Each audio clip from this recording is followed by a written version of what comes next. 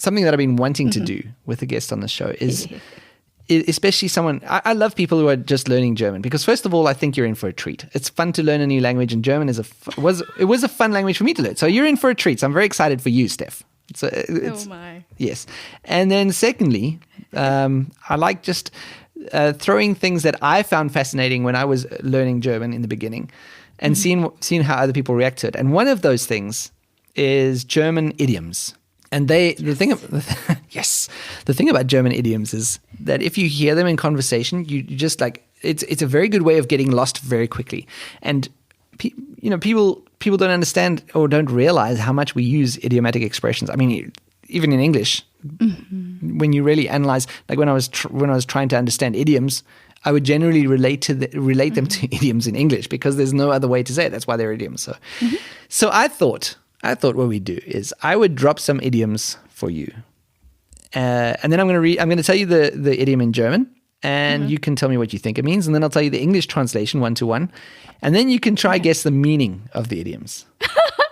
Okay. Yeah. So I'm ready. And some of these are my favorite that I learned when I learned them for the first time in Germany. I was like, what? Yeah. Why would that be a thing? But yeah. So you ready, Steph? Okay. I'm as ready as I can be. All right.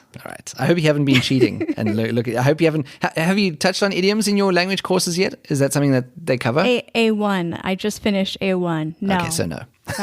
No. Nope. No. Okay. It's been 2 months. Be kind. So let me start with this one. So this will be the first one, and it's got an English equivalent, but this is the German one. Jemandem die Daumen drücken. Daumen. Do I get to use a dictionary for like one word or 2 words or anything? Yeah, you can. You know what? I'll allow it, Steph. All right. I could have done it and you wouldn't have known. I always have Google. You could just Translate Google these. Oh no, I don't want to Google the whole thing. What I found is that structures aren't that bad. It's just individual words that I don't know so much. Yeah. That sounds like I know a lot of vocabulary, and that's untrue. Oh, okay. There's something about a thumb, maybe. Can you say it one more time? Jemandem die Daumen drücken. There are so many words in that I do not know individually. Okay, so you were right about the thumb. Okay. Drücken means to push. So Daumen drücken means push thumbs, and jemandem. Oh, this is the good luck thing. Yeah, it's the good luck thing. So basically it translates it directly to push the thumbs for someone or something. And it essentially means, exactly like you said, to hold thumbs or cross fingers for someone is how we would say it in English. Do you know what? We actually did learn that in my class, and she did the hand gesture, and I had heard of it before. I don't remember if it was on Nicole's or your podcast. And when I heard it from you guys, I was thinking that thumbs would touch each other. Oh, right. Because that would make sense, wouldn't it? To push the thumbs, right? It does, you're right. But when she did it in class, she just put it on the outside of her hands, and I just looked at her dumbfounded. like hey, that is such a good point. Lucky? I didn't think about that. I didn't. Of course, it means that you should be pushing the thumbs. Germany, your language. What are you doing? What are you doing, German language? What is happening here? Yeah, because it literally it's on the outside of the hands, right? You just hold your hand, roll your hands up, and then touch the outside. Okay, so you actually got that one. So. Pretty impressive so far. So the next one that I've got for you. Ich bin fix und fertig. Oh, I should know fertig. We had that in class. Okay, ich bin is obviously I am. Yes. Fertig comes up as fertig, which means I'm spelling it wrong. Is it an F or a V at the beginning? It's an F-E-R-T-I-G. Fertig. Yeah, I did it. Okay. Fix und fertig. Mm-hmm. Fix und fertig. I am something and finished. I am exactly. Is this X-rated? No. Okay, sorry. Is your mind X-rated, Steph? No, sorry. Actually, that's a good idea for a future episode. I'm going to look for sexual innuendos as idioms because there must be those. There must be like euphemisms and innuendos that this is going to be a future episode. I'm going to have to find a victim for that. You would have such a spike on that episode. It'd be ridiculous. I would. You would. Look how your voice goes deeper when you say that. Oh, I would. Sorry.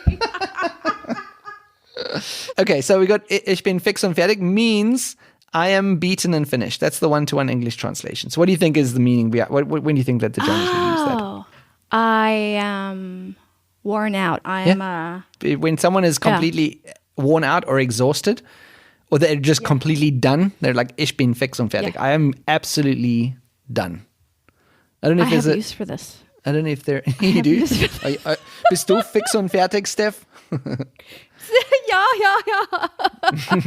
I do like that That's you thought it was hilarious. X-rated, and now that I look at it, ich bin fix und fertig, I can see why someone might think that it sounds X-rated, because it does sound if you don't know the It words. almost seems like I'm ready. Let's go, baby. Ooh, ooh, ooh, you know, that kind of thing. It might, yeah.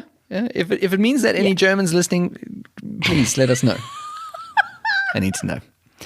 Oh my goodness. The next one it was my absolute favorite when I heard it for the first time. I've loved this one, and I find a chance to use it whenever I possibly can. It's called so this is it. Die Kuh vom Eis holen. What the heck? See, now I can't get my mind out of the gutter, and I'm just like, whoa, I do not want to translate. You're turning it into where an my brain is X-rated going. thing. Something like ice is ice cream, not ice box. So that makes no sense. So Yeah, ice but it could also holen. be ice. Ice could also be normal ice, and in this case, it is normal ice. So it's ice. Oh, okay. Yeah. So okay, sorry, one more time, and then I promise to just spit out a Die Kuh guess. vom Eis holen. This is a very cool one. I mean, no pun intended. No pun intended at all. Yeah, I see what you This did is there. basically like the coldness from the middle of the ice or something, from the hole in the ice. Kind of. So the Kuh is the word for cow. Oh no, not at all. Then you No. were wrong, Stephanie. Not in the least. But it was. I like do the way you you spell were that? going. That was way better. The Kuh. Kuh is Kuh. So basically, so die Kuh is the cow vom Eis. Yeah. From the ice, and holen is to fetch. So essentially, the one-to-one English translation is to fetch the cow from the ice. Oh my God, that makes no sense. I know. Why is the cow in the ice? I know. Why? I don't know. I don't know, Steph. I don't make the rules. Oh my gosh. You know, and this is the problem between having animal names and then animal names when they're on a plate. That's why I don't know cow. I'm sticking with that because we did a restaurant lesson, but not a farm lesson. Yeah. Okay, what does that mean? So it essentially means to solve a very specific problem, a big problem or a tricky problem. So the cow's on the ice. It's obviously thin, and they're worried it's going to fall into the water, and then you fetch the cow from the ice, and it means to get a solution for a specific problem. And I love it. I absolutely love that one. Can you really fetch the cow? I mean, they're heavy. They're going to sink really fast. And it's a safe route to move, because if it's standing on the ice and it's not falling in, maybe you just leave it. You know, maybe the that's cow's true. safe. Just leave the Wait cow. for him to sleep and then slide him off the ice. That's a whole other idiom. To slide the cow from We're ice. clearly not to slide German. a sleeping cow from ice. No, we're clearly not German. I love that one. So next one. This is something that you will maybe find useful for a situation that you might be in as a new foreigner in Germany, Steph. It's Okay. Ich verstehe nur Bahnhof. This is an idiom, not just a statement. Okay. But Bahnhof is like train station. Exactly, yeah. Or metro station, or one of those, yeah. Which always sounds like barnyard to me, so I giggle. So is it something like I look for? No, but that's just practical. That's not an idiom. Huh. I look for the Bahnhof. I look for the train station. Yeah, that is more practical. So ich verstehe means I understand. Nur is only. Oh, Ich verstehe nur Bahnhof. So I only understand train station. see, and I was thinking you were saying the word for new. Yeah, my listening sucks. Yeah, but you're new, Steph. You're just learning the language for the first time. It's not. Your I'm so listening new, doesn't I suck. can't remember the word for new. Yeah, so I understand the train station. I only understand train station. Does that mean that they don't drive? They're like a paper driver? That is a great guess. It is a great guess, but it's not correct. It's very damn it. incorrect. Okay. in fact. Oh, sorry. Very incorrect. It means basically when you say ich verstehe nur Bahnhof, it's when somebody said something to you and you didn't get any of it. So you're basically saying, I only understood the word train station. Even if that person didn't say it, it's like, it obviously comes from something. I don't know where these things come from, but it's just a way of saying I only understood one aspect of it. And the fact that they probably didn't say train station is even funnier because you're just saying that's all I understood of that. so basically, it's like it's all Greek to me, even if it's you're exactly not what it speaking. is. That's exactly what it translates to. Yeah. Ich verstehe nur Bahnhof. Yeah. I love it. The cow and the train station, they're all making their appearances in the idioms. It's so practical. The Germans. This is one where you could say it could be X-rated, Steph, because maybe that's where your mind goes automatically. But it's not.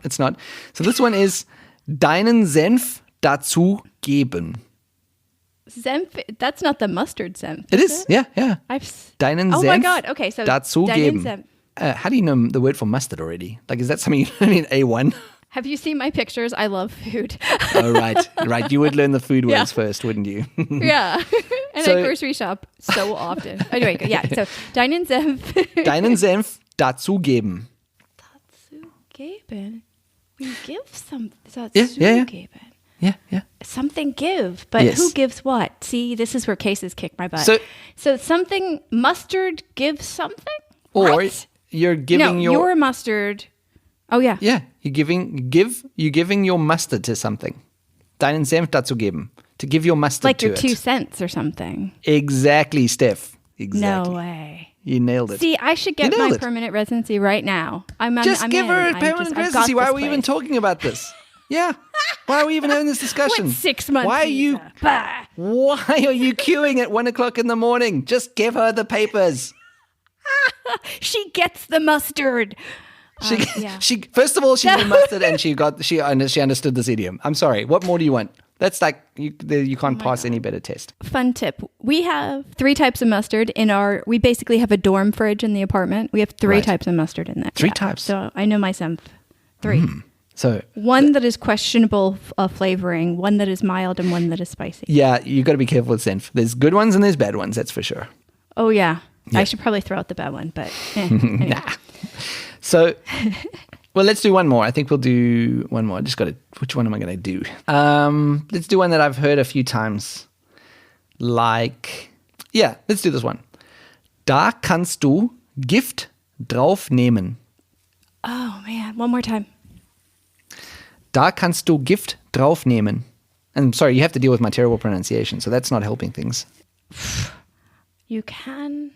No. Yeah, you can. Yeah, or kannst du is so basically da kannst du. Oh, it's got da again. I keep hearing articles when it's da. Okay. There can you what? See, word order kills me. Yeah, I know.